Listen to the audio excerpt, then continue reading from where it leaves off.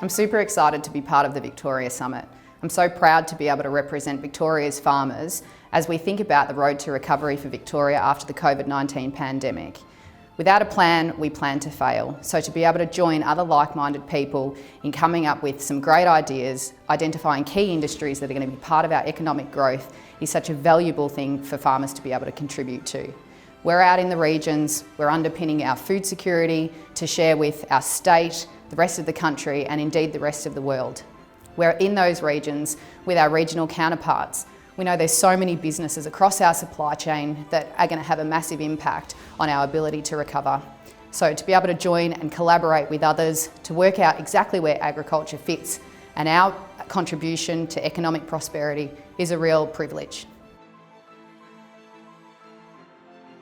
Victoria needs a vision for the future, and we need to know exactly how agriculture is going to fit into that vision. It's one of the most important industries. It underpins our food security, our regional communities, and some countries around the world have a plan 50 to 100 years from now. We're bouncing off political cycles that can be 3 to 6 years at best. So it's a really great opportunity for us to sit down and work out that map for the future for agriculture. We need to think about where agriculture is going to happen in a drying climate. We need to think about connecting with our consumers and making sure that we've got social licence to continue doing what we do to feed Australia.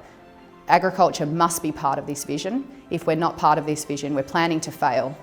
Agriculture simply underpins some of the most important things that we can leverage off. We need to think about where our politicians are making their policies to ensure that agriculture remains bright in Victoria and that we're growing. The future for agriculture over the next 20 to 30 years is very bright, but we're changing the way that we're farming. We're using new technologies and we're thinking about our farming in regards to how it fits into our environmental practices to ensure that we are environmentally sustainable. We've got to be financially sustainable too, and we've got to make sure that our consumers understand the journey that we're going on.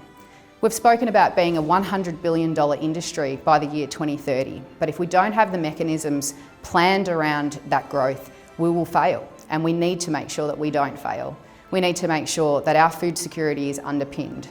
We're going to see changes over the next 20, 30 years, changes in the way that we use our land, where we grow the things that we grow, the type of technology that we use, and where we farm. Ultimately, in a drying climate, we've got to make sure that we're set for the future. So to be able to ensure that that's part of this conversation is possibly one of the most important things that agriculture can be part of and that we can be planning for as a state.